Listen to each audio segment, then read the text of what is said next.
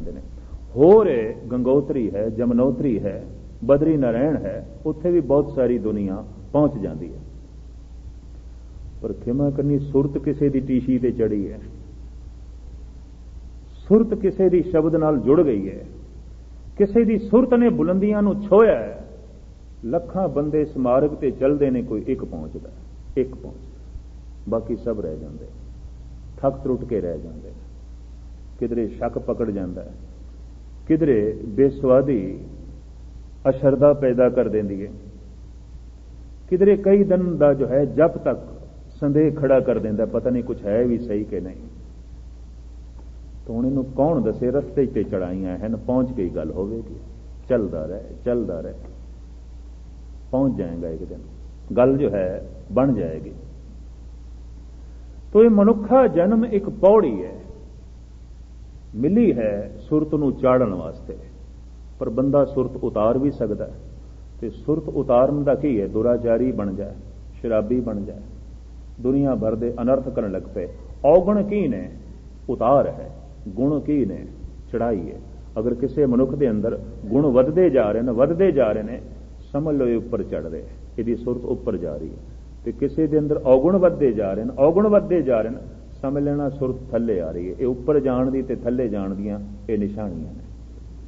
ਇਹ ਥੱਲੇ ਨੂੰ ਜਾ ਰਿਹਾ, ਇਹ ਨਿਵਾਣ ਨੂੰ ਜਾ ਰਿਹਾ, ਕ੍ਰੋਧ ਵੱਧਦਾ ਜਾ ਰਿਹਾ ਹੈ, ਵਾਸ਼ਨਾ ਵੱਧਦੀ ਜਾ ਰਹੀ ਹੈ, ਲੋਭ ਵੱਧਦਾ ਜਾ ਰਿਹਾ ਹੈ, ਤ੍ਰਿਸ਼ਨਾ ਵੱਧਦੀ ਜਾ ਰਹੀ ਹੈ, ਔਰ ਵਿਤਕਰੇ ਵੱਧਦੇ ਜਾ ਰਹੇ, ਨਫ਼ਰਤ ਵੱਧਦੀ ਜਾ ਰਹੀ ਹੈ। ਇਸ ਤਰ੍ਹਾਂ ਸਿਲਸਿਲਾ ਵਾਧੇ ਦੀ ਤਰਫ ਹੈ, ਇਹ ਥੱਲੇ ਰਹਿ ਰਿਹਾ। ਭਾਵੇਂ ਰੋਜ਼ ਗੁਰਦੁਆਰੇ ਆ ਰਹੇ ਹੋਵੇ ਤਾਂ ਵੀ ਇਹ ਪੌੜੀ ਤੋਂ ਥੱਲੇ ਲੈ ਰਿਹਾ, ਉੱਪਰ ਨਹੀਂ ਜਾ ਰਿਹਾ। ਦਇਆ ਵਧ ਰਹੀ ਹੈ, ਸੀਲ ਸੰਜਮ ਵਧ ਰਿਹਾ ਹੈ, ਖਿਮਾ ਵਧ ਰਹੀ ਹੈ, ਮੈਤਰੀ ਭਾਵਨਾ ਵਧ ਰਹੀ ਹੈ, ਪਿਆਰ ਦੇ ਜਜ਼ਬੇ ਕੁਝ ਵੱਧਦੇ ਜਾ ਰਹੇ ਨੇ। ਸਮਝ ਲੈਣਾ ਸੁਰਤ ਉੱਪਰ ਜਾ ਰਹੀ ਹੈ, ਉੱਪਰ ਜਾ ਰਹੀ ਹੈ। ਇਹ ਵਧਣ ਦੀਆਂ ਨਿਸ਼ਾਨੀਆਂ ਨੇ, ਉੱਪਰ ਜਾਣ ਦੀਆਂ ਨਿਸ਼ਾਨੀਆਂ ਨੇ। ਤਾਂ ਮੈਂ ਅਰਜ਼ ਕਰਾਂ, ਮਨੁੱਖਾ ਜਨਮ ਇੱਕ ਪੌੜੀ ਹੈ, ਤੇ ਪੌੜੀ ਮਿਲੀ ਹੈ ਉੱਪਰ ਜਾਣ ਵਾਸਤੇ। ਸਾਹਿਬ ਕਹਿੰਦੇ ਅੱਜ ਕੀ ਜੇ ਤੂੰ ਉੱਪਰ ਨਾ ਗਿਆ, ਇਸ ਤਰ੍ਹਾਂ ਦੀ ਪੌੜੀ ਬਾਰ-ਬਾਰ ਨਹੀਂ ਮਿਲਦੀ। ਇਸ ਪੌੜੀ ਤੇ ਜੋ ਨਰ ਚੂਕੇ ਸੋ ਆਏ ਜਾਏ ਦੁੱਖ ਪਾਇਂਦਾ, ਅਬ ਕੇ ਛੁਟਕੇ ਠੌਰ ਨਾ ਠਾਓ। ਤੋ ਇੱਕ ਵੇਲਾ, ਇੱਕ ਅਵਸਰ ਤੈਨੂੰ ਮਿਲਿਆ, ਕਰੋ ਬੇਨੰਤੀ ਸੁਣ ਮੇਰੇ ਮੀਤਾ, ਸੰਤ ਟਹਿਲ ਕੀ ਵੇਲਾ। ਸ਼ਬਦ ਦਾ ਬਾਕੀ ਦਾ ਖੁਲਾਸਾ ਮੈਂ ਕੱਲ ਅਖੀਰਲੇ ਇਸ ਪ੍ਰੋਗਰਾਮ ਵਿੱਚ ਕਰ ਦਿਆਂਗਾ। ਹੁਣ ਇੱਕ ਇੱਕ ਪੰਕਤੀ ਦਾ ਮੈਂ ਖੁਲਾਸਾ ਕਰਨ ਲੱਗਾ ਤੇ ਮੈਂ ਘੰਟਾ ਹੋਰ ਲੈ ਜਾਣਾ ਤੁਹਾਡਾ। ਤੁਸੀਂ ਦੂਰ ਦੂਰ ਜਾਣਾ ਆਪਣੇ ਘਰਾਂ ਨੂੰ। ਇਸ ਵਾਸਤੇ ਇਸ ਖਿਆਲ ਨੂੰ ਮੱਦੇ ਨਜ਼ਰ ਰੱਖਦੇ ਹੋਇਆ ਇੱਥੇ ਸਮਾਪਤੀ ਕਰ ਰਹੇ ਹਾਂ। ਗੁਰੂ ਅਰਜਨ ਦੇਵ ਜੀ ਮਹਾਰਾਜ ਮੇਰਾ ਵਰਤਾਉਣ, ਬਖਸ਼ਿਸ਼ਾਂ ਕਰਨ। ਸੁਣਦੇ ਹੋਇਆ, ਵਿਚਾਰਦੇ ਹੋਇਆ ਤੁਹਾਡੇ ਅੰਦਰ ਪਿਆਰ ਪੈਦਾ ਹੋਵੇ, ਤਾਂ ਕਿ ਉਸ ਅਗੰਮੀ ਸ਼ਕਤੀ ਨਾਲ ਸਾਡਾ ਸੰਬੰਧ ਜੁੜੇ। ਮਨ ਰੇ ਕਿਉਂ ਛੂਟੇ ਬਿਨ ਪਿਆਰ। ਇਹ ਔਗਣਾਂ ਦੇ ਬੰਧਨ ਐ ਮਨ ਨਹੀਂ ਛੁੱਟਣ ਲੱਗੇ ਬਿਨਾਂ ਪਿਆਰ ਤੋਂ, ਨਹੀਂ ਸੰਬੰਧ ਜੁੜਨ ਲੱਗਾ ਬਿਨਾਂ ਪਿਆਰ ਤੋਂ। ਸਾਹਿਬ ਕਹਿੰਦੇ ਨੇ ਇੱਕ ਗੱਲ ਨਿਸ਼ਚੈ ਕਰਕੇ ਜਾਣੀ, ਸੱਚ ਕਰਕੇ ਜਾਣੀ।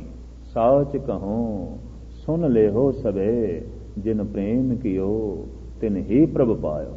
ਕਿੰਨਾ ਕੁ ਪ੍ਰੇਮ? ਸਿਰਫ ਆਪਣੀ ਉਮਤ ਨਾਲ ਪ੍ਰੇਮ, ਸਿਰਫ ਆਪਣੇ ਪ੍ਰਾਂਤ ਨਾਲ ਜਾਂ ਦੇਸ਼ ਨਾਲ ਪ੍ਰੇਮ ਨਹੀਂ, ਪੂਰਨ ਪ੍ਰੇਮ। ਪ੍ਰਤੀਤ ਸਜੇ ਬ੍ਰਤ ਗੋੜ ਮੜੀ, ਮਟ ਭੂਲ ਨ ਮਾਨੇ। ਪੂਰਨ ਪ੍ਰੇਮ, ਸਮਗਰ ਪ੍ਰੇਮ, ਜਿਹਦੇ ਸਭ ਕੁਝ ਆ ਜਾਏ। ਤੇ ਜਦ ਸਭ ਕੁਝ ਨਾਲ ਪ੍ਰੇਮ ਹੋਵੇਗਾ ਤੇ ਬੰਦੇ ਨੇ ਫਿਰ ਸਭ ਕੁਝ ਦਾ ਹੀ ਭਲਾ ਮੰਗਣਾ ਹੈ। ਇਸ ਪੂਰਨ ਪ੍ਰੇਮ ਚੋਂ ਹੀ ਇਹ ਬੋਲ ਨਿਕਲੇ, ਨਾਨਕ ਨਾਮ ਚੜ੍ਹਦੀ ਕਲਾ ਤੇਰੇ ਭਾਣੇ ਸਰਬੱਤ ਦਾ ਭਲਾ। ਇਹ ਪੂਰਨ ਪ੍ਰੇਮ ਤੋਂ ਹੀ ਬੋਲ ਨਿਕਲੇ ਨੇ। ਬਾਕੀ ਪੰਕਤੀਆਂ ਦਾ ਕੱਲ ਖੁਲਾਸਾ ਕਰ ਦਿਆਂਗੇ। ਭੁੱਲ ਚੁੱਕ ਦੀ ਖਿਮਾ, ਗੱਜ ਵੱਜ ਕੇ ਫਤਿਹ ਪ੍ਰਵਾਨ ਕਰਨ। ਵਾਹਿਗੁਰੂ ਜੀ ਕਾ ਖਾਲਸਾ, ਵਾਹਿਗੁਰੂ ਜੀ ਕੀ ਫਤਿਹ।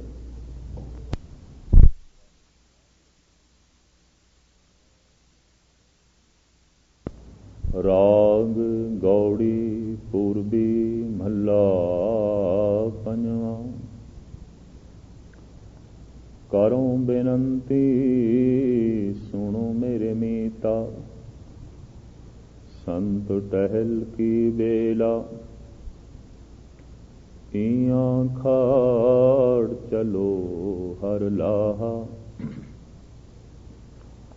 आ गए बसन सुहेला, औद घटे दिन सुरैणारे। मन गुर मिल काज सवारे रहाओ, एहो संसार बेकार संसे में। तरयो ब्रह्म ज्ञानी, जिसे जगाए प्यावे एहो रस। अकथ कथा तिन जानी, जाको आए सोई बिहाजो। हर गुर ते मन है बसेरा, निज घर मैल पाओ सुख सहजे। बाहुर न होए गो फेरा, अंतर जामी पुरख विधाते। सरधा मन की पूरे,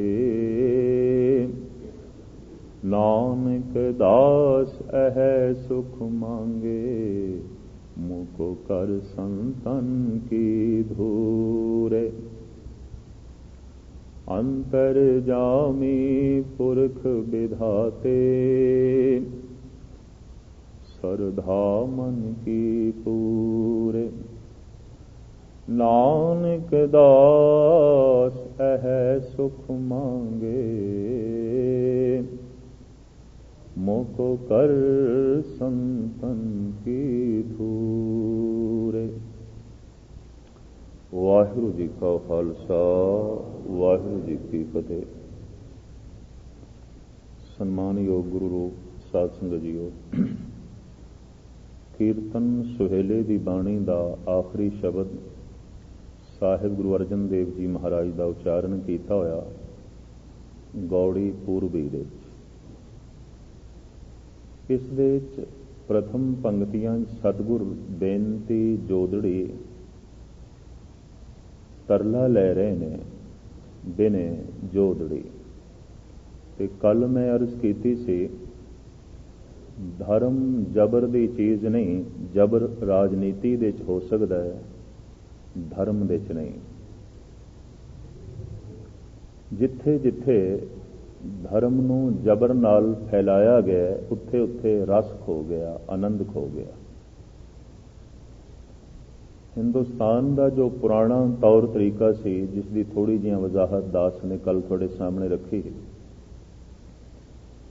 ਕਿ ਪੁਰਾਣਾ ਤੌਰ ਤਰੀਕਾ ਸਦੀਆਂ ਤੱਕ ਇਹ ਰਾਇਜ ਰਿਹਾ ਹੈ ਕਿ ਵਿਚਾਰ ਵਟਾਂਦਰਾ ਕਰੋ, ਜਿਹਦੇ ਵਿਚਾਰ ਪ੍ਰਬਲ ਉਸ ਦੀ ਗੱਲ ਕਬੂਲ ਕਰ ਲਓ।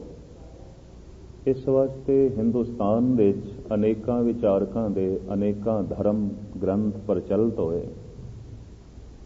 108 ਉਪਨਿਸ਼ਦਾਂ ਆ ਗਈਆਂ, 27 ਸਿਮਰਤੀਆਂ ਆ ਗਈਆਂ, 18 ਪੁਰਾਣ ਆ ਗਏ, 6 ਸ਼ਾਸਤਰ ਹੋ ਗਏ, 4 ਵੇਦ ਹੋ ਗਏ। ਇਸ ਤੋਂ ਇਲਾਵਾ ਛੋਟੇ ਮੋਟੇ ਅਨੰਤ ਧਰਮ ਗ੍ਰੰਥ। ਪਰ ਇੱਕ ਉਪਨਿਸ਼ਦ ਦੂਸਰੀ ਉਪਨਿਸ਼ਦ ਦੇ ਨਾਲ ਮਿਲਦੀ ਨਹੀਂ ਹੈ। ਇੱਕ ਸਿਮਰਤੀ ਦੂਜੀ ਸਿਮਰਤੀ ਦੇ ਨਾਲ ਮੇਲ ਨਹੀਂ ਖਾਂਦੀ। ਇੱਕ ਸ਼ਾਸਤਰ ਦੂਜੇ ਸ਼ਾਸਤਰ ਨਾਲ ਵੀ ਮੇਲ ਨਹੀਂ ਖਾਂਦਾ। ਤੇ 4 ਵੇਦਾਂ ਦੇ ਵਿੱਚ ਵੀ ਵੱਖ-ਵੱਖ ਵਿਚਾਰ ਨੇ। ਐਸਾ ਕਿਉਂ ਹੋਇਆ? ਦਰਅਸਲ ਸੋਚਣੀ ਇਹ ਕੰਮ ਕਰ ਰਹੀ ਸੀ ਕਿ ਜਿਹਦੇ ਵਿਚਾਰ ਪਲਬਲ ਨੇ, ਜਿਸ ਵਿਚਾਰ ਦੀ ਸਚਾਈ ਜ਼ਿਆਦਾ ਹੋਵੇ, ਉਹ ਬਾਕੀ ਕਬੂਲ ਕਰ ਲੈਣ, ਪ੍ਰਵਾਨ ਕਰ ਲੈਣ।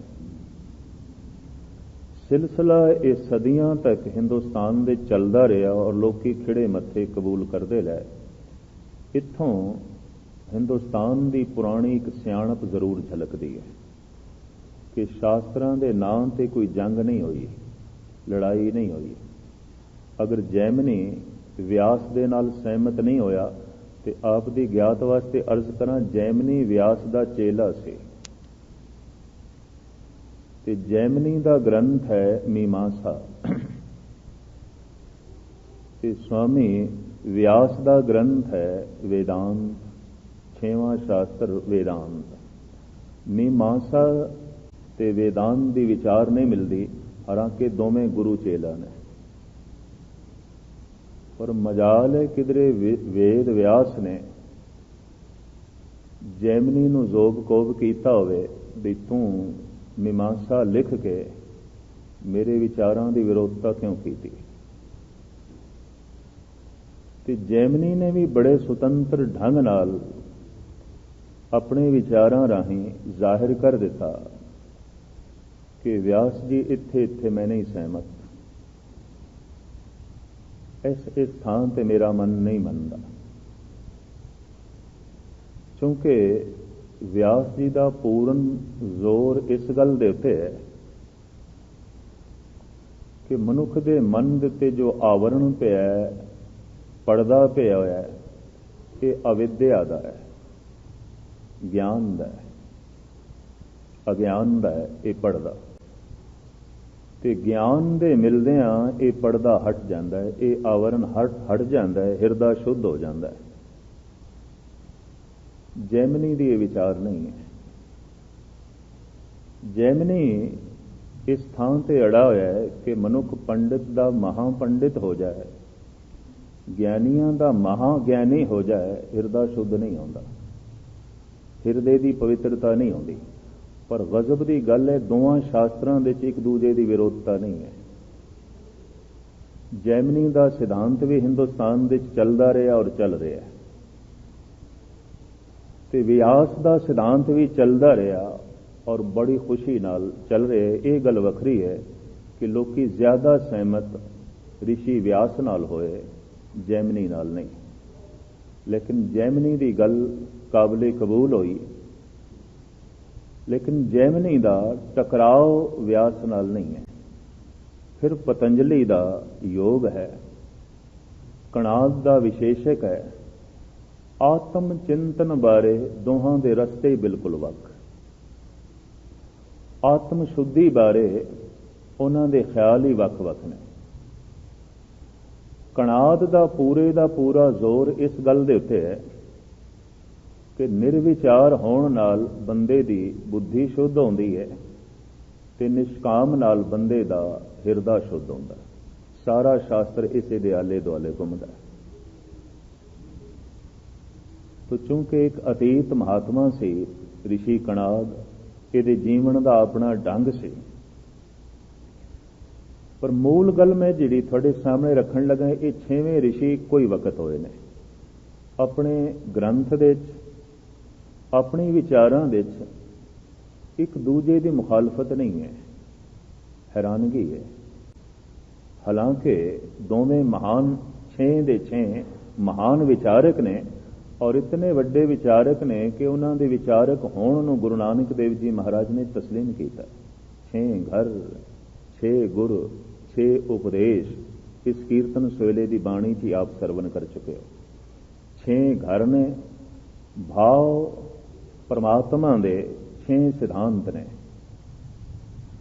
ਉਸ ਦੀ ਪ੍ਰਾਪਤੀ ਤੇ 6 ਢੰਗ ਨੇ ਔਰ ਉਹਨਾਂ ਦੇ ਗੁਰੂ ਉਹ ਵੀ 6 ਨੇ। ਪਰ ਗਜ਼ਬ ਦੀ ਗੱਲ ਹੈ, ਇਹਨਾਂ 6 ਗੁਰੂਆਂ ਦੇ ਉਪਦੇਸ਼ ਵੀ 6 ਤਰ੍ਹਾਂ ਦੇ ਨੇ, ਇੱਕ ਨਹੀਂ ਨੇ। ਲੇਕਿਨ ਇਤਿਹਾਸ ਵਿੱਚ ਐਸੀ ਕੋਈ ਘਟਨਾ ਨਹੀਂ ਮਿਲਦੀ ਕਿ 6 ਸ਼ਾਸਤਰ ਆਪਸ ਦੇ ਟਕਰਾਏ ਹੋਣ। ਇਹ ਜਿੰਨੇ ਭਗਤ ਗੁਰੂ ਗ੍ਰੰਥ ਸਾਹਿਬ ਵਿੱਚ ਬੈਠੇ ਨੇ, ਇਬਾਦਤ ਦਾ ਢੰਗ ਸਾਰਿਆਂ ਦਾ ਵੱਖ-ਵੱਖ ਹੈ। ਇੰਨੀ ਮੈਂ ਅਰਜ਼ ਕਰਾਂ, ਸਵਾਮੀ ਰਾਮਾਨੰਦ ਭੁੱਲ ਕੇ ਵੀ ਨਮਾਜ਼ ਨਹੀਂ ਪੜ੍ਹ ਸਕਦੇ, ਤੇ ਬਾਬਾ ਫਰੀਦ ਭੁੱਲ ਕੇ ਵੀ ਆਰਤੀ ਤੇ ਚੰਦਨ ਧੂਪ ਇਤਿਆਦਿਕ ਤੇ ਪੂਜਾ ਪਾਠ ਕਰੇ, ਇਹ ਤੇ ਫਰੀਦ ਦੀ ਜ਼ਿੰਦਗੀ 'ਚ ਹੋ ਹੀ ਨਹੀਂ ਸਕਦਾ। ਪਰ ਬਾਬਾ ਫਰੀਦ ਤੇ ਸਵਾਮੀ ਰਾਮਾਨੰਦ ਬੈਠੇ ਨੇ ਗੁਰੂ ਗ੍ਰੰਥ ਸਾਹਿਬ ਵਿੱਚ, ਔਰ ਕਿਧਰੇ ਗਹਿਰੇ ਤਲ ਦੇ ਝਾਤ ਮਾਰੋਗੇ ਟਕਰਾਓ ਨਹੀਂ ਹੈ। ਇਸੇ ਵਾਸਤੇ ਪੰਜਾਬੀ ਵਿੱਚ ਇੱਕ ਕਹਾਵਤ ਪ੍ਰਚਲਿਤ ਹੋ ਗਈ ਕਿ 100 ਸਿਆਣੇ ਇੱਕੋ ਮਤ, ਮੂਰਖਾਂ ਆਪੋ ਆਪਣੀ। ਇਹ ਸਾਰੇ ਸਿਆਣੇ ਜਿੰਨੇ ਭਗਤ ਬੈਠੇ ਨੇ ਸਹਿਮਤ ਨੇ, ਇੱਕ ਦੂਜੇ ਨਾਲ ਸਹਿਮਤ ਨੇ। ਔਰ ਆਪ ਦੇ ਗਿਆਤ ਵਾਸਤੇ ਅਰਜ਼ ਕਰਾਂ, ਬਹੁਤ ਸਾਰੇ ਭਗਤ ਸਮਕਾਲੀ ਨੇ, ਇੱਕੋ ਹੀ ਸਮੇਂ ਹੋਏ ਨੇ। ਨਾਮਦੇਵ, ਕਬੀਰ, ਤ੍ਰਿਲੋਚਨ, ਸਦਣਾ, ਸੈਣ, ਇਹ ਸਾਰੇ ਇੱਕੋ ਹੀ ਵਕਤ ਹੋਏ ਨੇ। ਔਰ ਇਹਦਾ ਸਬੂਤ ਮਿਲਦਾ ਹੈ ਕਿ ਇਹ ਸਾਰੇ ਭਗਤ ਆਪਣੀ ਬਾਣੀ 'ਚ ਇੱਕ ਦੂਜੇ ਦਾ ਨਾਂ ਲੈਂਦੇ ਨੇ। ਸਿਰਫ ਇੱਕ ਸਬੂਤ ਤੁਹਾਡੇ ਸਾਹਮਣੇ ਰੱਖ ਕੇ ਮੈਂ ਗੱਲ ਅੱਗੇ ਚਲਾਵਾਂ। ਭਗਤ ਕਬੀਰ ਆਪਣੀ ਬਾਣੀ, ਜੋ ਉਹਨਾਂ ਦੇ ਸ਼ਲੋਕਾਂ ਦੀ ਬਾਣੀ ਹੈ, ਕਬੀਰ ਜੀ ਦੇ ਸ਼ਲੋਕ, ਉਹਦੇ 'ਚ ਉਹਨਾਂ ਦਾ ਇੱਕ ਸ਼ਲੋਕ ਹੈ। ਆਪ ਕਹਿੰਦੇ ਨੇ, ਹਰ ਸੋ ਹੀਰਾ ਛਾੜ ਕੇ ਕਰੇ ਆਨ ਕੀ ਆਸ, ਤੇ ਨਰ ਦੋਜ਼ਕ ਜਾਏਂਗੇ ਸਤ ਭਾਖੇ ਰਵਿਦਾਸ। ਇਹ ਸ਼ਲੋਕ ਕਬੀਰ ਦਾ ਹੈ ਤੇ ਕਬੀਰ ਕਹਿ ਰਹੇ ਨੇ, ਇਹ ਜਿਹੜਾ ਰਵਿਦਾਸ ਹੈ ਸੱਚ ਕਹਿ ਰਿਹਾ ਹੈ, ਬਿਲਕੁਲ ਸੱਚ ਕਹਿ ਰਿਹਾ। ਹਰ ਸੋ ਹੀਰਾ ਛਾੜ ਕੇ ਕਰੇ ਆਨ ਕੀ ਆਸ, ਤੇ ਨਰ ਦੋਜ਼ਕ ਜਾਏਂਗੇ ਸਤ ਭਾਖੇ ਰਵਿਦਾਸ। ਹਰੀ ਜੈਸੇ ਹੀਰੇ ਨੂੰ ਤਿਆਗ ਕੇ, ਭੁਲਾ ਕੇ ਜੋ ਮਨੁੱਖ ਆਪਣੀ ਜ਼ਿੰਦਗੀ ਬਤੀਤ ਕਰਦਾ ਹੈ, ਆਖਿਰ ਕੁੰਭੀ ਨਰਕ ਸਾਰ ਦਿਨ ਦੁੱਖ ਭੋਗਦੇ ਨੇ। ਇਹ ਗੱਲ ਤੇ ਆਖੀ ਰਵਿਦਾਸ ਨੇ, ਪਰ ਇਹ ਸ਼ਲੋਕ ਕਬੀਰ ਦਾ ਹੈ ਤੇ ਕਬੀਰ ਕਹਿ ਰਹੇ ਰਵਿਦਾਸ ਸੱਚ ਕਹਿ ਰਿਹਾ ਹੈ, ਰਵਿਦਾਸ ਠੀਕ ਕਹਿ ਰਿਹਾ। ਤੇ ਰਵਿਦਾਸ ਆਪਣੀ ਬਾਣੀ 'ਚ ਕਹਿੰਦੇ ਨੇ, ਹਰ ਕੇ ਨਾਮ ਕਬੀਰ ਉਜਾਗਰ, ਜਨਮ ਜਨਮ ਕੇ ਪਾਟੇ ਕਾਗਰ। ਇਹ ਬਚਨ ਭਗਤ ਰਵਿਦਾਸ ਦੇ ਨੇ। ਤੇ ਰਵਿਦਾਸ ਕਹਿ ਰਹੇ ਨੇ ਕਿ ਜਨਮਾਂ ਜਨਮਾਂਤਰਾਂ ਦੇ ਸੰਸਕਾਰਾਂ ਦੇ ਜਿਹੜੇ ਕਾਗਜ਼ ਨੇ, ਉਹ ਕਬੀਰ ਨੇ ਫਾੜ ਦਿੱਤੇ ਨੇ, ਖਤਮ। ਉਹਨੇ ਲੇਖਾ ਨਿਬੇੜ ਦਿੱਤਾ, ਪਵਿੱਤਰ ਹੋ ਗਿਆ, ਪਾਵਨ ਹੋ ਗਿਆ, ਰਾਮ ਦੇ ਚਲੀਨ ਹੋ ਗਿਆ। ਹੋਰ ਵੀ ਕਈ ਸ਼ਬਦਾਂ ਦੇ ਵਿੱਚ ਰਵਿਦਾਸ ਨੇ ਕਬੀਰ ਦਾ ਨਾਂ ਲਿਆ। ਨਾਮਦੇਵ, ਕਬੀਰ, ਤ੍ਰਿਲੋਚਨ, ਸਦਣਾ, ਸੈਣ ਧਰੇ, ਕਹਿ ਰਵਿਦਾਸ ਸੁਨੋਰੇ ਸੰਤੋ, ਹਰ ਜੀ ਤੇ ਸਭੇ ਸਰੇ। ਇੱਕ ਦੂਜੇ ਦਾ ਨਾਂ ਲੈਂਦੇ ਨੇ। ਸਿਰਫ ਇਹੀ ਸਬੂਤ ਮੈਂ ਤੁਹਾਡੇ ਸਾਹਮਣੇ ਰੱਖੇ ਤੇ ਬਹੁਤ ਸਾਰਾ ਸਮਾਂ ਲੱਗ ਜਾਣਾ। ਇਹ ਭਗਤ ਇੱਕ ਦੂਜੇ ਦਾ ਨਾਂ ਲੈਂਦੇ ਨੇ ਆਪਣੀ ਬਾਣੀ ਦੇ ਵਿੱਚ, ਤੇ ਇਹਨਾਂ ਦੇ ਸਮਕਾਲੀ ਹੋਣ ਦਾ ਇਹ ਬਹੁਤ ਵੱਡਾ ਸਬੂਤ ਹੈ, ਇੱਕੋ ਹੀ ਵਕਤ ਹੋਣ ਦਾ। ਪਰ ਗਜ਼ਬ ਦੀ ਗੱਲ ਇਹ ਹੈ ਕਿ ਸਾਰੇ ਭਗਤ ਇਹੀ ਆਖੀ ਜਾ ਰਹੇ ਨੇ, ਰਵਿਦਾਸ ਠੀਕ ਕਹਿ ਰਿਹਾ, ਕਬੀਰ ਠੀਕ ਕਹਿ ਰਿਹਾ, ਤ੍ਰਿਲੋਚਨ ਠੀਕ ਕਹਿ ਰਿਹਾ, ਨਾਮਦੇਵ ਠੀਕ ਕਹਿ ਰਿਹਾ। ਇਹ ਸਾਰੇ ਭਗਤ ਇੱਕ ਦੂਜੇ ਨਾਲ ਸਹਿਮਤ। ਇੱਕ ਭਗਤ ਨੇ ਸੱਚ ਕਿਹਾ, ਦੂਜੇ ਸਹਿਮਤ, ਤੀਜਾ ਸਹਿਮਤ, ਚੌਥਾ ਸਹਿਮਤ। ਔਰ ਗਜ਼ਬ ਦੀ ਗੱਲ ਫਿਰ ਇਹ, ਗੁਰੂ ਨਾਨਕ ਇਹਨਾਂ ਸਾਰੇ ਭਗਤਾਂ ਨਾਲ ਸਹਿਮਤ, ਚਾਹੇ ਉਹ ਸੂਫੀ ਨੇ, ਚਾਹੇ ਬੈਰਾਗੀ ਨੇ, ਕਿਉਂਕਿ ਰਾਮਾਨੰਦ ਬੈਰਾਗੀ ਹੈ, ਪਰਮਾਨੰਦ ਬੈਰਾਗੀ ਹੈ। ਵੈਸ਼ਨੋ ਸੰਪਰਦਾ ਦੇ ਸ਼੍ਰੀ ਕਬੀਰ ਜੀ ਨੇ, ਸਭ ਨਾਲ ਸਹਿਮਤ। ਆਈ ਪੰਥੀ ਸਗਲ ਜਮਾਤੀ, ਮਨ ਜੀਤੇ ਜਗ ਜੀਤ। ਗੁਰੂ ਨਾਨਕ ਦੇਵ ਜੀ ਮਹਾਰਾਜ ਦੀ ਇਹ ਖੂਬੀ ਕਿ ਜਿੱਥੇ ਜਿੱਥੇ ਜਿਸ ਭਗਤ ਦੇ ਸੱਚ ਦੀ ਅੰਸ਼ ਦਿਖਾਈ ਦਿੱਤੀ, ਸੱਚ ਦੀ ਝਲਕ ਦਿਖਾਈ ਦਿੱਤੀ, ਸਹਿਮਤ ਹੋ ਗਿਆ ਔਰ ਉਸ ਦੇ ਬਚਨ ਕਬੂਲ ਕਰ ਲਏ। ਔਰ ਇਹ ਸਾਰੀ ਭਗਤ ਬਾਣੀ ਗੁਰੂ ਨਾਨਕ ਨੇ ਆਪ ਸੰਗ੍ਰਹਿ ਕੀਤੀ ਹੈ, ਆਪ ਇਕੱਤਰ ਕੀਤੀ। ਜਿੱਥੇ ਜਿੱਥੇ ਆਪ ਨੇ ਭਰਮਣ ਕੀਤਾ, ਜਿਹਨੂੰ ਪੋਥੀ ਸਾਹਿਬ ਕਹਿੰਦੇ ਨੇ, ਗੁਰੂ ਨਾਨਕ ਦੇਵ ਜੀ ਮਹਾਰਾਜ ਦੇ ਕੋਲ ਆਉਂਦੀ ਸੀ। ਭਾਈ ਸਾਹਿਬ, ਭਾਈ ਗੁਰਦਾਸ ਜੀ ਜ਼ਿਕਰ ਕਰਦੇ ਨਾ, ਆਸਾ ਹੱਥ ਕਿਤਾਬ ਕੱਚ, ਕੂਜ਼ਾ ਬਾਂਗ ਮੁਸੱਲਾ ਧਾਰੀ। ਗੁਰੂ ਨਾਨਕ ਦੀ ਇਹ ਖੂਬੀ ਸੀ ਕਿ ਅਗਲਾ ਕਿਸ ਬਾਣੇ 'ਚ ਗੱਲ ਸੁਣਨਾ ਚਾਹੁੰਦਾ ਹੈ। ਹਿੰਦੁਸਤਾਨ ਦੇ ਬੜੇ ਬੜੇ ਸਾਧੂ ਸੰਤਾਂ ਕੋਲ ਆਪਨੇ ਜਾਣਾ ਸੀ ਤੇ ਹਿੰਦੁਸਤਾਨ ਦੇ ਸਾਧੂਆਂ ਦੀ ਇਹ ਧਾਰਨਾ ਸੀ ਕਿ ਅਸੀਂ ਗ੍ਰਸਤੀ ਕੋਲ ਉਪਦੇਸ਼ ਨਹੀਂ ਲੈਣਾ ਤੇ ਗ੍ਰਸਤੀ ਸਾਨੂੰ ਉਪਦੇਸ਼ ਕਰ ਵੀ ਨਹੀਂ ਸਕਦਾ। ਸਤਿਗੁਰੂ ਨੇ ਭਗਵਾ ਭੇਸ ਧਾਰਨ ਕਰ ਲਿਆ ਤੇ ਭਗਵੇ ਭੇਸ ਵਿੱਚ ਗੁਰੂ ਨਾਨਕ ਦੇਵ ਜੀ ਮਹਾਰਾਜ ਜੋਗੀਆਂ ਕੋਲ ਗਏ ਨੇ, ਬੈਰਾਗੀਆਂ ਕੋਲ ਗਏ ਨੇ। ਜੋਗੀਆਂ ਨੇ ਇੱਕ ਪ੍ਰਸ਼ਨ ਵੀ ਕਰ ਦਿੱਤਾ ਸੀ, ਕਿਸ ਕਾਰਨ ਗ੍ਰਹਿ ਤਜਿਓ ਉਦਾਸੀ, ਕਿਸ ਕਾਰਨ ਇਹੋ ਭੇਖ ਨਿਵਾਸੀ। ਸਿੱਧ ਗੋਸ਼ਟ ਹੈ ਰਾਮਕਲੀ ਰਾਗ ਦੀ। ਜੋਗੀ ਪੁੱਛਦੇ ਨੇ ਗੁਰੂ ਨਾਨਕ ਦੇਵ ਜੀ ਮਹਾਰਾਜ ਨੂੰ, ਔਰ ਗੁਰੂ ਨਾਨਕ ਦੇਵ ਜੀ ਮਹਾਰਾਜ ਨੂੰ ਉਦਾਸੀ ਕਹਿ ਰਹੇ ਨੇ। ਇਹ ਗੱਲ ਵੱਖਰੀ ਹੈ ਕਿ ਉਦਾਸੀਨ ਸੰਪਰਦਾ ਨੂੰ ਜਨਮ ਦਿੱਤਾ ਬਾਬਾ ਸ੍ਰੀ ਚੰਦ ਨੇ। ਸਾਹਿਬ ਸ੍ਰੀ ਗੁਰੂ ਨਾਨਕ ਦੇਵ ਜੀ ਮਹਾਰਾਜ ਰਾਮਕਲੀ ਰਾਗ ਦੇ ਇੱਕ ਹੋਰ ਸ਼ਬਦ ਵਿੱਚ ਕਹਿੰਦੇ ਨੇ, ਜਿਸ ਦਰ ਕਾਰਨ ਫਿਰਾਂ ਉਦਾਸੀ ਸੋ ਦਰ ਕੋਈ ਆਏ ਕਹੇ। ਜਿਸ ਦਰ ਨੂੰ ਲੱਭਦਾ ਲੱਭਦਾ ਮੈਂ ਉਦਾਸੀ ਹੋ ਗਿਆ, ਕੋਈ ਦੱਸੇ ਮੈਨੂੰ, ਉਸ ਘਰ ਦੀ ਝਲਕ ਮੈਨੂੰ ਕੋਈ ਦੱਸੇ, ਉਹ ਕਿੱਥੇ ਹੈ। ਮੈਂ ਲੱਭਦਾ ਲੱਭਦਾ ਉਦਾਸੀ ਹੋ ਗਿਆ। ਉਦਾਸ ਹੋਣਾ ਇੱਕ ਸ਼ੁਭ ਸ਼ਗਨ ਹੈ, ਚੰਗਾ ਸ਼ਗਨ ਹੈ। ਪਰ ਮੈਂ ਅਰਜ਼ ਕਰਾਂ, ਉਦਾਸੀਨਤਾ ਤੇ ਨਿਰਾਸ਼ਾ ਇਹ ਵੱਖ-ਵੱਖ ਕਾਰਨਾਂ ਤੋਂ ਪੈਦਾ ਹੁੰਦੀ ਹੈ। ਸੂਝ ਮਿਲ ਗਈ, ਸਮਝ ਮਿਲ ਗਈ, ਗਿਆਨ ਮਿਲ ਗਿਆ, ਤੇ ਗਿਆਨ ਦੇ ਮਿਲਦਿਆਂ ਹੀ ਬੰਦਾ ਉਦਾਸ ਹੋਵੇਗਾ। ਕਾਰਨ ਜਗਤ ਦੀ ਅਸਲੀਅਤ ਦਿਸ ਪੈਂਦੀ ਹੈ। ਇਹ ਗੱਲ ਵੀ ਸਮਝ 'ਚ ਆ ਜਾਂਦੀ ਹੈ ਕਿ ਜਗਤ ਵਿੱਚ ਐਸਾ ਕੁਝ ਵੀ ਨਹੀਂ ਜਿਸ ਤੋਂ ਮੇਰੀ ਤ੍ਰਿਪਤੀ ਹੋਵੇ। ਸਹੂਲਤਾਂ ਮਿਲ ਸਕਦੀਆਂ, ਤ੍ਰਿਪਤੀ ਨਹੀਂ ਮਿਲ ਸਕਦੀ। ਉਦਾਸ ਹੋ ਜਾਂਦਾ ਹੈ ਬੰਦਾ। ਤੇ ਜਦ ਇਸ ਦੁਨੀਆ ਤੋਂ ਉਦਾਸ ਹੋਇਆ ਤਾਂ ਹੀ ਦੂਸਰੀ ਦੁਨੀਆ ਲੱਭੇਗਾ। ਜਿਹੜਾ ਇਸ ਜਗਤ ਤੋਂ, ਇਸ ਜੀਵਨ ਤੋਂ, ਇਸ ਦੁਨੀਆ ਤੋਂ ਉਦਾਸ ਨਹੀਂ ਹੋਇਆ, ਖਿਮਾ ਕਰਨੀ ਧਰਮ ਦੇ ਮਾਰਗ ਤੇ ਮੁਸ਼ਕਿਲ ਹੈ ਉਹ ਚੱਲ ਸਕੇ। ਉਦਾਸ ਮਨੁੱਖ ਚੱਲੇ ਨੇ, ਤੇ ਕਿਧਰੇ ਉਦਾਸੀਨਤਾ ਨੂੰ ਕਰੋਪੀ ਨਾ ਸਮਝ ਲੈਣਾ। ਗੁਰੂ ਗੋਬਿੰਦ ਸਿੰਘ ਜੀ ਮਹਾਰਾਜ ਵੀ ਕਹਿੰਦੇ ਨੇ ਕਿ ਬਨ ਸੇ ਸਦਨ ਸਵੈ ਕਰ ਸਮਝੋ, ਮਨ ਹੀ ਮਾਹੇ ਉਦਾਸਾ। ਘਰ ਨੂੰ ਉਜਾੜ ਸਮਝ ਲੈ।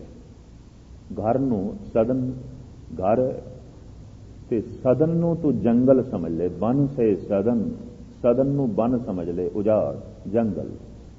ਤੇ ਮਨ ਹੀ ਮਾਹੇ ਉਦਾਸਾ, ਮਨ ਦੇ ਵਿੱਚ ਉਦਾਸ ਰਹੇ, ਉਪਰਾਮ ਰਹੇ।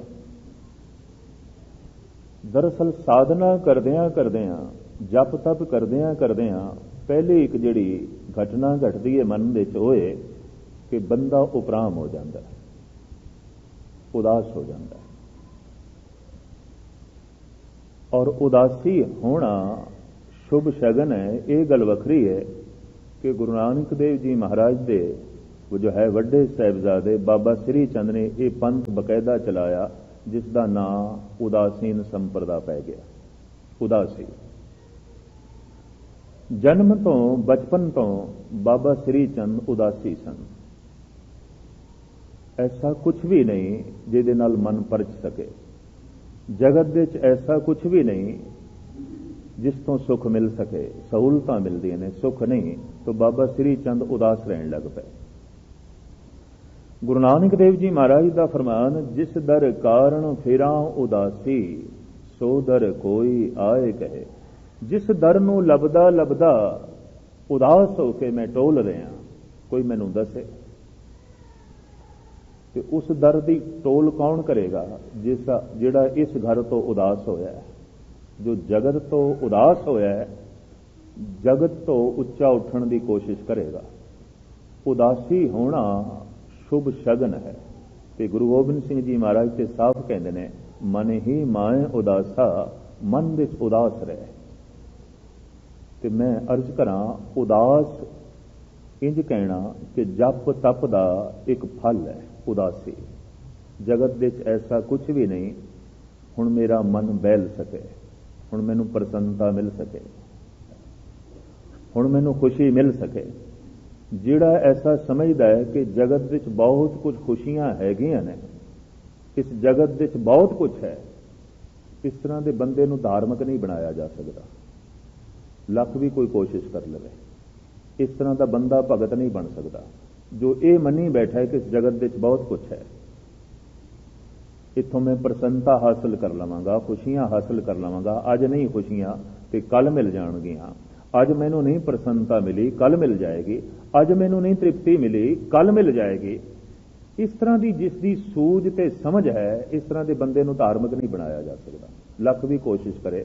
ਗੁਰਦੁਆਰੇ ਆਣਾ ਉਹਦੇ ਵਾਸਤੇ ਇੱਕ ਰਸਮ ਹੋ ਸਕਦੀ ਹੈ, ਉਹਦੇ ਵਾਸਤੇ ਇੱਕ ਧਾਰਮਿਕ ਕਿਰਿਆ ਨਹੀਂ।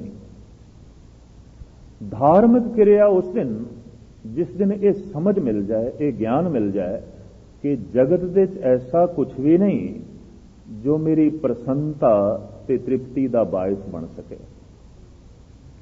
ਦੋ ਕਾਰਨਾਂ ਤੋਂ ਨਿਰਾਸ਼ਾ ਤੇ ਉਦਾਸੀ ਪੈਦਾ ਹੁੰਦੀ ਹੈ। ਜਾਂ ਤੇ ਸ਼ਬਦ ਦਾ ਜਾਪ ਕਰਦਿਆਂ ਹੋਇਆਂ ਕੋਈ ਚੋਟ ਲੱਗੇ, ਜਾਂ ਸੰਸਾਰ ਤੋਂ ਕੋਈ ਚੋਟ ਲੱਗ ਜਾਏ, ਕੋਈ ਦੁੱਖ, ਕੋਈ ਵਿਪਤਾ ਦੀ ਚੋਟ ਲੱਗ ਜਾਏ। ਚੋਟ ਉਦਾਸੀ ਪੈਦਾ ਹੋਣ ਵਾਸਤੇ ਬੜੀ ਲਾਜ਼ਮੀ ਹੈ। ਚੋਟ ਤੋਂ ਬਿਨਾਂ ਉਦਾਸ ਨਹੀਂ ਹੋ ਸਕਦਾ।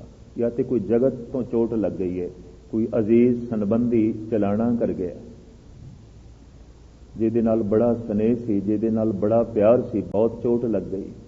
ਇਤਨੀ ਚੋਟ ਲੱਗ ਗਈ ਤੇ ਬੰਦਾ ਕਹਿੰਦਾ ਹੁਣ ਕੁਝ ਵੀ ਨਹੀਂ, ਇਹ ਜਗਤ ਕੁਝ ਵੀ ਨਹੀਂ, ਉਪਰਾਮ ਹੋ ਗਿਆ, ਉਦਾਸ ਹੋ ਗਿਆ।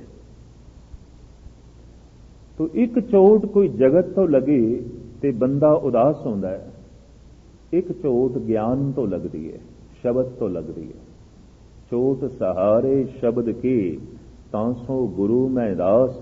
ਭਗਤ ਕਬੀਰ ਕਹਿੰਦੇ ਨੇ ਉਹ ਬੜਾ ਮਹਾਨ ਮਨੁੱਖ ਹੈ ਜੋ ਸ਼ਬਦ ਦੀ ਚੋਟ ਸਹਾਰ ਜਾਂਦਾ ਹੈ। ਸ਼ਬਦ ਦੀ ਚੋਟ ਦੇ ਸਹਾਰਦਿਆਂ ਉਦਾਸੀ ਪੈਦਾ ਹੋਵੇਗੀ, ਲਾਜ਼ਮੀ ਪੈਦਾ ਹੋਵੇਗੀ। ਸ਼ਬਦ ਦੀ ਚੋਟ ਲੱਗਦਿਆਂ ਜੀਵਨ ਵਿੱਚ ਪਰਿਵਰਤਨ ਆਏਗਾ, ਤਬਦੀਲੀ ਆਵੇਗੀ। ਸ਼ਬਦ ਨੂੰ ਇਸ ਵਾਸਤੇ ਗੁਰੂ ਰਾਮਦਾਸ ਜੀ ਨੇ ਤੇ ਭਗਤ ਕਬੀਰ ਨੇ ਬਕਾਇਦਾ ਸ਼ਸਤਰ ਦੇ ਨਾਲ ਤਸ਼ਬੀਹ ਦੇ ਦਿੱਤੀ ਹੈ। ਗੁਰੂ ਰਾਮਦਾਸ ਜੀ ਮਹਾਰਾਜ ਕਹਿੰਦੇ ਨੇ ਅੰਤਰ ਪਿਆਸ ਉਠੀ ਪ੍ਰਭ ਕੇਰੀ, ਸੁਨ ਗੁਰ ਬਚਨ ਮਨ ਤੀਰ ਲਗਈਆ। ਗੁਰੂ ਦਾ ਬਚਨ ਕੀ ਸੁਣਿਆ, ਤੀਰ ਲੱਗ ਗਿਆ। ਤੇ ਜੇ ਗੁਰੂ ਦਾ ਬਚਨ ਤੀਰ ਹੈ ਤਾਂ ਤੀਰ ਤੇ ਲਾਜ਼ਮੀ ਛਲਣੀ ਕਰੇਗਾ, ਤੀਰ ਤੇ ਜ਼ਖਮੀ ਕਰੇਗਾ। ਤੀਰ ਨੇ ਤੇ ਘਾਤ ਕਰਨਾ ਹੈ, ਤੀਰ ਨੇ ਤੇ ਬੜੀ ਚੋਟ ਪਹੁੰਚਾਣੀ ਹੈ। ਸ਼ਬਦ ਨੂੰ ਤੀਰ ਨਾਲ, ਸ਼ਸਤਰ ਨਾਲ ਤਸ਼ਬੀਹ ਦਿੱਤੀ ਗਈ ਹੈ। ਸ਼ਸਤਰ ਵੀ ਕੁਝ ਕੱਟਦਾ ਹੈ, ਸ਼ਬਦ ਵੀ ਜ਼ਿੰਦਗੀ ਦੇ ਚੋਂ ਕੁਝ ਕੱਟਦਾ ਹੈ, ਕੁਝ ਖਤਮ ਕਰਦਾ ਹੈ। ਸ਼ਬਦ ਦੀ ਚੋਟ ਲੱਗ ਗਈ ਹੈ, ਪਹਿਚਾਣ ਕੀ ਹੋਵੇਗੀ? ਗੁਰੂ ਰਾਮਦਾਸ ਜੀ ਮਹਾਰਾਜ ਦੱਸਦੇ ਨੇ ਅੰਤਰ ਪਿਆਸ ਉਠੀ ਪ੍ਰਭ ਖੇਰੀ, ਸੁਨ ਗੁਰ ਬਚਨ ਮਨ ਤੀਰ ਲਗਈਆ। ਗੁਰੂ ਦੇ ਬਚਨ ਦਾ ਐਸਾ ਤੀਰ ਲੱਗਿਆ, ਅੰਦਰ ਪਿਆਸ ਜਾਗ ਪਈ ਹੈ ਪ੍ਰਭੂ ਦੇ ਮਿਲਣ ਦੀ, ਤੜਪ ਪੈਦਾ ਹੋ ਗਈ ਹੈ। ਪਰ ਮਨ ਕੀ ਬਿਰਥਾ ਮਨ ਹੀ ਜਾਣੇ, ਆਵਰ ਕੋ ਜਾਣੇ ਕੋ ਪੀਰ ਭਰਈਆ। ਇਹ ਪੀੜ ਜਿਹੜੀ ਹੈ, ਇਹ ਦੂਜਾ ਕਿਸ ਤਰ੍ਹਾਂ ਜਾਣੇ ਜਿਹਨੂੰ ਇਹ ਤੀਰ ਲੱਗਿਆ ਹੀ ਨਹੀਂ। ਸ਼ਬਦ ਨੂੰ ਤੀਰ ਨਾਲ ਮੁਸ਼ਾਬਤ ਦਿੱਤੀ ਹੈ ਤੇ ਤੀਰ ਅਗਰ ਲੱਗੇਗਾ ਤਾਂ ਪੀੜਾ ਤੇ ਹੋਵੇਗੀ, ਲਾਜ਼ਮੀ ਹੋਵੇਗੀ। ਇਸ ਵਾਸਤੇ ਇੱਕ ਸੰਸਾਰ ਦੀ ਪੀੜਾ ਹੈ, ਇੱਕ ਅਧਿਆਤਮਕ ਪੀੜਾ ਹੈ। ਤੇ ਪੀੜ ਤੋਂ ਬਿਨਾਂ ਅੱਜ ਤੱਕ ਜਗਤ ਵਿੱਚ ਕੁਝ ਪ੍ਰਾਪਤ ਵੀ ਨਹੀਂ ਹੋਇਆ ਤੇ ਹੋ ਵੀ ਨਹੀਂ ਸਕਦਾ। ਜੋ ਮਾਂ ਆਪਣੀ ਗੋਦ ਵਿੱਚ ਇੱਕ ਖੂਬਸੂਰਤ ਬੱਚੇ ਨੂੰ ਵੇਖਣਾ ਚਾਹੁੰਦੀ ਹੈ, ਲਾਜ਼ਮੀ ਪ੍ਰਸੂਤ ਦੀ ਪੀੜਾ ਤੋਂ ਲੰਘਣਾ ਹੀ ਪੈਂਦਾ। ਰੱਬ ਨੇ ਨਿਯਮ ਬਣਾਇਆ, ਪ੍ਰਭੂ ਦਾ ਨਿਯਮ। ਪਰਮ ਆਨੰਦ ਜੋ ਆਪਣੀ ਜ਼ਿੰਦਗੀ ਦੇ ਚੋਂ ਪੈਦਾ ਕਰਨਾ ਚਾਹੁੰਦਾ ਹੈ, ਲਾਜ਼ਮੀ ਉਸ ਨੂੰ ਵੀ ਬਿਰਹੇ ਦੀ ਪੀੜਾ ਚੋਂ ਲੰਘਣਾ ਪੈਂਦਾ। ਔਰ ਉਸ ਪੀੜਾ ਦਾ ਭਗਤਾਂ ਨੇ ਬੜਾ ਜ਼ਿਕਰ ਕੀਤਾ ਹੈ। ਸਾਹਿਬ ਗੁਰੂ ਰਾਮਦਾਸ ਜੀ ਮਹਾਰਾਜ ਤੇ ਫਰਮਾਨ ਕਰਦੇ ਨੇ, ਇਸ ਪੀੜਾ ਨੂੰ ਉਹੀ ਜਾਣੇ ਜਿਹਨੂੰ ਇਹ ਲੱਗੀ ਹੈ, ਲਾਗੀ ਹੋਏ ਸੋ ਜਾਣੇ ਪੀਰ। ਤੇ ਭਾਈ ਗੁਰਦਾਸ ਜੀ ਦਾ ਸੁਭਾਵਕ ਇੱਕ ਸਵਈਆ ਯਾਦ ਆ ਗਿਆ। ਉਹ ਕਹਿੰਦੇ ਨੇ ਇਸ ਤਰ੍ਹਾਂ ਦੀ ਪੀੜਾ ਹੋਰ ਕੋਈ ਵੀ ਨਹੀਂ ਹੈ ਜਿਸ ਤਰ੍ਹਾਂ ਦੀ ਇਹ ਅਧਿਆਤਮਕ ਪੀੜਾ ਹੈ। ਅਗਰ ਸ਼ਬਦ ਦੀ ਚੋਟ ਲੱਗ ਗਈ ਹੈ ਤਾਂ ਜਿਤਨੀ ਪੀੜਾ ਅੰਦਰ ਪੈਦਾ ਹੋਵੇਗੀ, ਸੰਸਾਰ ਵਿੱਚ ਇਸ ਤਰ੍ਹਾਂ ਦੀ ਕੋਈ ਪੀੜਾ ਹੈ ਵੀ ਨਹੀਂ। ਇਹ ਨਾ ਸਮਝਣਾ ਕਿ ਜਗਤ ਵਿੱਚ ਲੋਕੀ ਤੜਪਦੇ ਨੇ, ਭਗਤ ਜਿਤਨੇ ਤੜਪੇ ਨੇ ਇਤਨੇ ਸੰਸਾਰੀ ਨਹੀਂ ਤੜਪੇ। ਸੰਸਾਰੀ ਤੜਪੇ ਨੇ ਖਿਡੌਣਿਆਂ ਵਾਸਤੇ ਤੇ ਭਗਤ ਤੜਪੇ ਨੇ ਪਰਮ ਸ਼ਕਤੀ ਵਾਸਤੇ, ਪ੍ਰਮਾਤਮਾ ਵਾਸਤੇ। ਤੋ ਜਿਤਨਾ ਵੱਡਾ ਪ੍ਰਮਾਤਮਾ ਹੈ ਉਤਨੀ ਵੱਡੀ ਮਿਲਣ ਦੀ ਅੰਦਰ ਤੜਪ ਹੈ, ਤੇ ਜੇ ਤੜਪ ਹੈ ਤਾਂ ਫਿਰ ਪੀੜਾ ਹੈ ਉਤਨੀ। ਭਾਈ ਸਾਹਿਬ ਭਾਈ ਗੁਰਦਾਸ ਜੀ ਦਾ ਇੱਕ ਸਵਈਆ ਤੁਹਾਡੇ ਸਾਹਮਣੇ ਰੱਖ ਕੇ ਮੈਂ ਅੱਗੇ ਚਲਾਂ। ਭਾਈ ਸਾਹਿਬ ਕਹਿੰਦੇ ਨੇ, ਅਗਨ ਜਰਤ ਜਲ ਬੂੜਤ ਸਰਪ ਗ੍ਰਸੇ, ਸ਼ਸਤਰ ਅਨੇਕ ਰੋਮ ਰੋਮ ਕਰ ਘਾਤ ਹੈ। ਕੋਈ ਬੰਦਾ ਅੱਗ ਦੇ 'ਚ ਜਲ ਰਿਹਾ ਹੋਵੇ ਤੇ ਅੱਗ ਦੇ ਚ ਜਲਦਿਆਂ ਜਲਦਿਆਂ ਜੋ ਪੀੜਾ ਆਉਂਦੀ ਹੈ, ਸਾਰਾ ਸਰੀਰ ਜ਼ਿੰਦਾ ਹੈ ਬੰਦਾ ਤੇ ਅੱਗ ਲੱਗ ਗਈ ਹੈ, ਉਹ ਜਿਹੜੀ ਪੀੜਾ ਆਉਂਦੀ ਹੈ ਭਾਈ ਜੀ ਕਹਿੰਦੇ ਨੇ ਉਹਨੂੰ ਇਕੱਠਾ ਕਰੀਏ, ਸਾਰੀ ਪੀੜਾ। ਅਗਨ ਜਰਤ ਜਲ ਬੂੜਤ, ਤੈਰਨਾ ਬੰਦਾ ਜਾਣਦਾ ਨਾ ਹੋਵੇ ਤੇ ਕਿਸੇ ਗਹਿਰੇ ਜਲ ਵਿੱਚ ਡੁਬਕੀ ਖਾ ਰਿਹਾ ਹੋਵੇ, ਡੁੱਬ ਰਿਹਾ ਹੋਵੇ, ਗੋਤੇ ਖਾ ਰਿਹਾ ਹੋਵੇ। ਸਰੀਰਕ ਤੇ ਮਾਨਸਿਕ ਜਿਹੜੀ ਪੀੜਾ ਹੁੰਦੀ ਹੈ ਉਹਨੂੰ ਵੀ ਇਕੱਠਾ ਕਰੀਏ। ਅਗਨ ਜਰਤ ਜਲ ਬੂੜਤ ਸਰਪ ਗ੍ਰਸੇ, ਕੋਈ ਜ਼ਹਿਰੀਲਾ ਨਾਗ ਸੱਪ ਡੰਗ ਮਾਰ ਜਾਏ ਤੇ ਜ਼ਹਿਰ ਚੜਨੀ ਸਰੀਰ ਨੂੰ ਸ਼ੁਰੂ ਹੋ ਜਾਏ ਤੇ ਜੋ ਮਾਨਸਿਕ ਪੀੜਾ ਹੁੰਦੀ ਹੈ ਉਹਨੂੰ ਵੀ ਇਕੱਠਾ ਕਰੀਏ। ਸ਼ਸਤਰ ਅਨੇਕ ਰੋਮ ਰੋਮ ਕਰ ਘਾਤ ਹੈ, ਅਨੇਕਾਂ ਤਰ੍ਹਾਂ ਦੇ ਸ਼ਸਤਰਾਂ ਦੇ ਨਾਲ ਸਰੀਰ ਦੇ ਰੋਮ ਰੋਮ ਦਾ ਜ਼ਖਮੀ ਹੋਣਾ, ਖੂਨ ਵਗਣਾ, ਇਹ ਜਿਹੜੀ ਪੀੜਾ ਹੈ ਭਾਈ ਜੀ ਕਹਿੰਦੇ ਨੇ ਇਹ ਵੀ ਇਕੱਠੀ ਕਰੀਏ।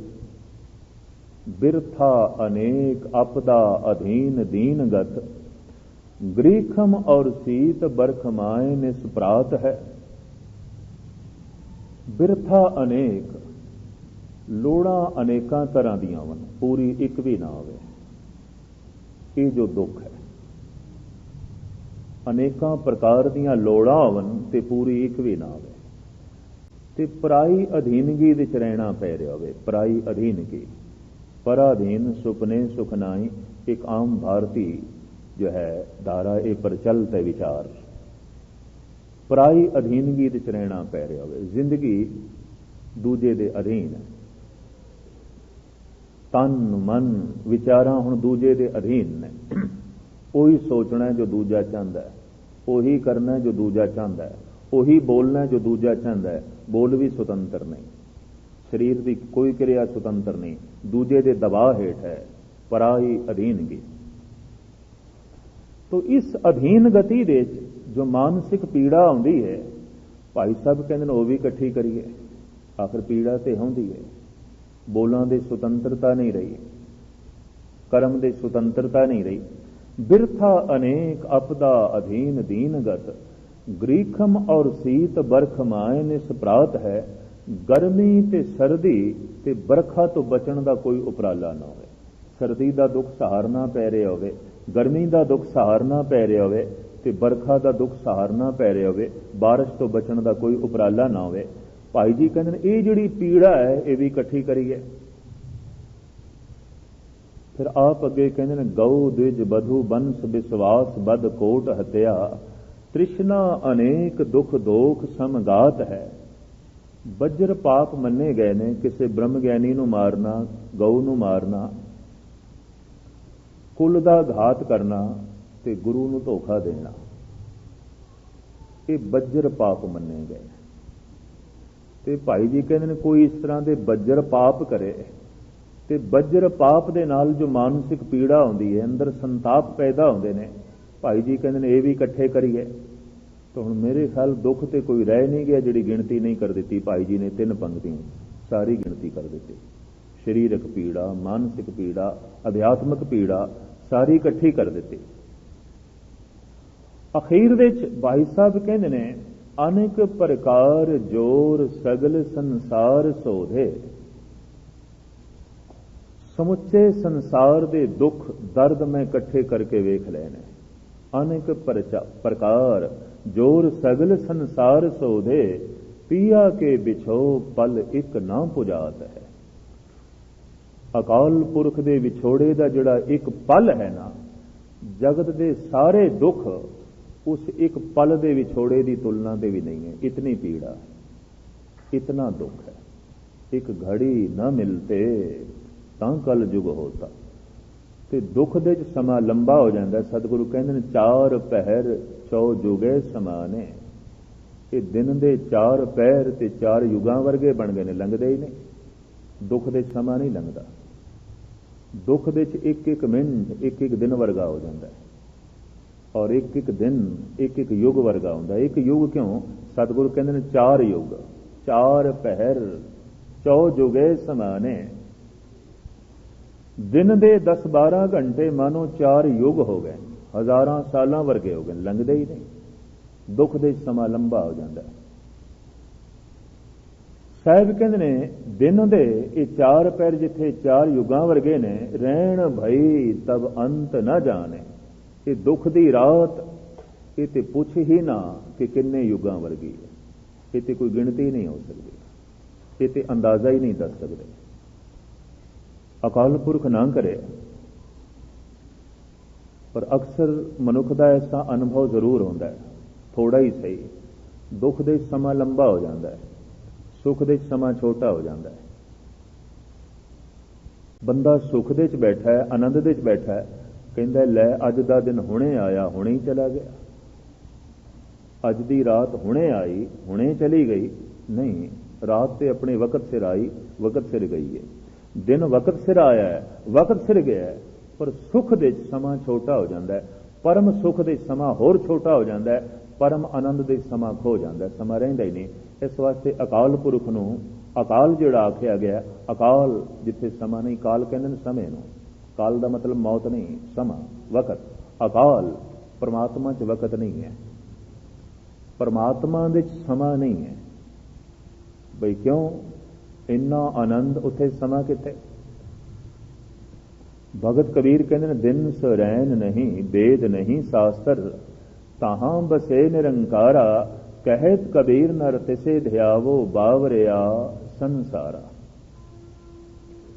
ਕਬੀਰ ਕਹਿੰਦੇ ਨਿਰੰਕਾਰ ਦਾ ਉੱਥੇ ਵਾਸਾ ਹੈ ਜਿੱਥੇ ਦਿਨ ਤੇ ਰਾਤ ਕੋਈ ਨਹੀਂ, ਭਾਵ ਜਿੱਥੇ ਸਮਾਂ ਕੋਈ ਨਹੀਂ। ਅਕਾਲ ਵਕਤ ਨਹੀਂ ਹੈ, ਜਿੱਥੇ ਸਮਾਂ ਨਹੀਂ ਹੈ, ਅਕਾਲ। ਦੁੱਖ ਦੇ ਸਮਾਂ ਬਹੁਤ ਲੰਬਾ ਹੋ ਜਾਂਦਾ ਹੈ। 4 ਪਹਿਰ 4 ਜੁਗੇ ਸਮਾਨੇ, ਰਹਿਣ ਭਈ ਤਬ ਅੰਤ ਨ ਜਾਣੇ। ਦੁੱਖ ਦੇ ਵਕਤ ਬਹੁਤ ਵੱਡਾ, ਲੰਘਾਇਆ ਲੰਘਦਾ ਹੀ ਨਹੀਂ। ਸੁੱਖ ਦੇ ਸਮਾਂ ਛੋਟਾ ਤੇ ਪਰਮ ਆਨੰਦ ਚ ਸਮਾਂ ਖੋ ਜਾਂਦਾ। ਇਸ ਵਾਸਤੇ ਆਮ ਅਨੁਭਵ ਇਹ ਦੱਸਿਆ ਅਭਿਆਸੀਆਂ ਨੇ, ਜਦ ਕਦੀ ਕੋਈ ਸਮਾਧੀ ਚਲਾ ਗਿਆ, ਅਗਰ 4 ਦਿਨਾਂ ਤੋਂ ਬਾਅਦ ਸਮਾਧੀ ਤੋਂ ਉਥਾਨ ਹੋਇਆ ਤਾਂ ਉਸ ਨੂੰ ਐਸਾ ਪ੍ਰਤੀਤ ਹੁੰਦਾ ਮੈਂ ਤੇ ਹੁਣੇ ਹੀ ਬੈਠਾ ਸੀ, 1 ਮਿੰਟ ਤੇ ਹੋਇਆ, ਹੁਣੇ ਹੀ ਬੈਠਾ ਸੀ, ਹਾਲਾਂਕਿ 4 ਦਿਨ ਲੰਘ ਗਏ। ਇੱਕ ਨਿੱਕਾ ਜਿਹਾ ਤਵਾਰੀਖੀ ਸਬੂਤ ਰੱਖ ਕੇ ਮੈਂ ਅੱਗੇ ਚਲਾਂ। ਅੰਮ੍ਰਿਤਸਰ ਦੇ ਜਿਸ ਸਰੋਵਰ ਦਾ ਨਾਮ ਸੰਤੋਖ ਸਰ ਹੈ, ਜਿਸ ਦੀ ਖੁਦਾਈ ਗੁਰੂ ਅਰਜਨ ਦੇਵ ਜੀ ਮਹਾਰਾਜ ਨੇ ਕਰਾਈ, ਔਰ ਉਸ ਸਰੋਵਰ ਦਾ ਨਾਮ ਸੰਤੋਖ ਸਰ ਕਿਉਂ ਹੈ, ਇਹਦਾ ਪਿਛੋਕੜ ਮੈਂ ਨਿੱਕਾ ਜਿਹਾ ਅਰਜ਼ ਕਰਾਂ। ਖੁਦਾਈ ਕਰਦੇ ਹੋਇਆ ਇੱਕ ਬਹੁਤ ਵੱਡਾ ਮਟਕਾ ਮਿਲਿਆ, ਜਿਹਦੇ ਦਰਾੜਾਂ ਕਾਫੀ ਪੈ ਚੁੱਕੀਆਂ ਸਨ, ਟੁੱਟਾ ਸੀ। ਉਸ ਮਟਕੇ 'ਚ ਇੱਕ ਰਿਸ਼ੀ ਬੈਠਾ ਸੀ, ਔਰ ਗਾਲਬਨ 3000 ਸਾਲ ਦਾ ਬੈਠਾ ਸੀ। ਮੰਨਣ ਨੂੰ ਸ਼ਾਇਦ ਮਨ ਨਾ ਕਰੇ, ਪਰ ਗੁਰੂ ਪ੍ਰਤਾਪ ਸੂਰਜ ਦੇ ਭਾਈ ਸਾਹਿਬ ਭਾਈ ਗੁਰਦਾਸ ਜੀ ਨੇ ਇਸ ਢੰਗ ਜੋ ਹੈ, ਭਾਈ ਸੰਤੋਖ ਸਿੰਘ ਜੀ ਨੇ ਇਸ ਢੰਗ ਨਾਲ ਲਿਖਿਆ। ਉਸ ਸਰੋਵਰ ਦੀ ਮਹਾਨਤਾ, ਉਸ ਸਰੋਵਰ ਦਾ ਪਿਛੋਕੜ, ਉਸ ਸਰੋਵਰ ਦਾ ਤਵਾਰੀਖੀ ਸਬੂਤ ਉਸ ਰਿਸ਼ੀ ਨਾਲ ਸੰਬੰਧਿਤ ਹੈ। ਉਹਨੂੰ ਮਟਕੇ ਦੇ ਵਿੱਚ ਬੜੇ ਢੰਗ ਨਾਲ ਕੱਢਿਆ ਗਿਆ, ਕਿਉਂਕਿ ਗੁਰੂ ਅਰਜਨ ਦੇਵ ਜੀ ਮਹਾਰਾਜ ਦਾ ਹੁਕਮ ਸੀ ਬੜੇ ਆਰਾਮ ਨਾਲ ਕੱਢਣਾ ਇਸ ਨੂੰ। ਇਹ ਯੋਗੀ ਹੈ, ਸਮਾਧੀ ਦੇ ਚਲੀਨ ਹੈ, ਬੜੇ ਚਿਰਾਂ ਦਾ ਬੈਠਾ ਹੈ, ਔਰ ਪੁਰਾਣਾ ਕੋਈ ਸੰਬੰਧ ਸੀ। ਲੰਬੀ ਚੌੜੀ ਗਾਥਾ ਹੈ ਕਿ ਗੁਰੂ ਨਾਨਕ ਦੇ ਦਰਸ਼ਨਾਂ ਦੇ ਨਾਲ ਹੀ ਇਸ ਨੂੰ ਮੋਕਸ਼ ਮਿਲਣੀ ਸੀ। ਲੰਬੀ ਚੌੜੀ ਗਾਥਾ ਹੈ। ਦਰਸ਼ਨ ਕਰਕੇ ਇਹਨੇ ਆਪਣਾ ਸਿਰ ਗੁਰੂ ਅਰਜਨ ਦੇਵ ਜੀ ਮਹਾਰਾਜ ਦੇ ਕਦਮਾਂ ਤੇ ਰੱਖ ਦਿੱਤਾ ਸੀ, ਚਲਾਣਾ ਕਰ ਗਿਆ। ਇਹ ਮੁਕਤ ਹੋ ਗਿਆ ਸੀ, ਇਹਦਾ ਅੰਤ ਹੋ ਗਿਆ ਸੀ। ਸੰਤੋਖ ਦਾਸ ਇਸ ਯੋਗੀ ਦਾ ਨਾਂ ਸੀ, ਉਹਦੇ ਨਾਂ ਦੇ ਉੱਤੇ ਸਰੋਵਰ ਦਾ ਨਾਂ ਹੈ ਸੰਤੋਖ ਸਰ। ਉਸਨੇ ਪਹਿਲਾ ਪ੍ਰਸ਼ਨ ਇਹ ਕੀਤਾ ਸੀ, ਅੱਖ ਜੈਸੇ ਖੁੱਲੀ ਸਤਿਗੁਰੂ ਦੇ ਦਰਸ਼ਨ ਕਰਕੇ ਹੱਥ ਜੋੜ ਕੇ ਕਹਿਣ ਲੱਗਾ, ਕਮਨ ਰੂਪ ਦਿਸਟਿਓ ਬਿਨ ਸਾਇਓ, ਕਤੇ ਗਇਓ ਉਹ ਕਤ ਤੇ ਆਇਓ। ਇਹ ਰੂਪ ਕੀ ਹੈ, ਕਿੱਥੋਂ ਆਉਂਦਾ, ਕਿੱਥੇ ਚਲਾ ਜਾਂਦਾ, ਸਮਝ ਨਹੀਂ ਆਉਂਦੀ। ਮਹਾਰਾਜ ਨੇ ਜਵਾਬ ਦਿੱਤਾ ਸੀ, ਬਾਜੀ ਗਰ ਜੈਸੇ ਬਾਜੀ ਪਾਈ, ਨਾਨਾ ਰੂਪ ਵੇਖ ਦਿਖਲਾਈ, सांग उतार थम्यों पासारा तब एक है एक अंकारा। बिलावल राग का शब्द है। संतोख दास बाजीगर जैसे तरह तरह के स्वांग धारण कर लेंदा, बड़ी दुनिया इकट्ठी कर लेंदा, पर जैसे स्वांग उतारदा सारी भीड़ खत्म, बस बाजीगर रह जाता है। कि जो कुछ तू देखदा पे रंग रूप, ये परमात्मा रूपी बाजीगर का स्वांग है और कुछ नहीं। उहदे कपड़े ने, और ये कपड़े बदलता रहता है। ये उसका एक स्वांग है, एक उहदे बस्तर ने। इसनों होर कुछ ज्यादा महानता ना दे, उसके बस्तर ने बदलता रहता है। ये सब कुछ बदलता रहता है, सब कुछ तब्दील होता रहता है। होर दो चार सवाल ते सतगुरु का जवाब सुन के इतना प्रसन्न होया, इतना तृप्त होया, आखन लगा सदियां की चाहत पूरी हो गई। मस्तक रखिया कदमां ते चलाना कर गया। मोक्ष गति उसनों प्राप्त हुई। लेकिन कोई बंदा इतने लंबे समय तक बैठा होवे और उकतावे ना एक कोई थां ते, परम आनंद झर रहा है। आनंद दे समा नहीं आउंदा, अकाल वक्त नहीं आउंदा। भी वक्त किवें पास करिए, अगर कोई कहे ना वक्त किवें पास करिए, दुख दे च बैठा है, दुख है, दुख दे च वक्त लंबा हो जाता है। जैसे जैसे संसार दे च दुख वधदा जा रहा है, समा भी लंबा होंदा जा रहा है। इन्नी मेहनत करते हैं, परम आनंद दे च समा खो जाता है, दुख दे समा लंबा हो जाता है। चाहे ये दुख संसारी होवे ते चाहे ये दुख अध्यात्मक होवे, वक्त लंबा हो जाता है। गुरु अर्जन देव जी महाराज भाई फरमान करते हैं, चार पहर चौ जुगे समाने। दिन दे चार पैर मानो चार युगां वर्गे ने, लंघदे ही नहीं। रहन भाई तब अंत न जाने। ते हुण रात आई है, इहदा की अंत पता नहीं कितने युगां वर्गी है, ये किस तरह लंघेगी। तो विछोड़ा परमात्मा का एक दुख है, इतना वड्डा दुख है। भाई साहब भाई गुरदास जी कहते हैं कि जगत के सारे दुख भी इकट्ठे करिए तो अध्यात्मक पीड़ा का जिहड़ा एक पल है, उसकी तुलना के समान भी नहीं है। इतनी वड्डी पीड़ा है। इस वास्ते गुरु रामदास जी महाराज कहते हैं, शब्द का बाण लगे अंतर प्यास उठी प्रभ केरी। सुन गुरु बचन मन तीर लगैया। मन की बिरथा मन ही जाने, अवर के जाने को पीर भरैया। ये एक पीड़ा है, बिरही मनुख को बहुत वड्डी पीड़ा आउंदी है।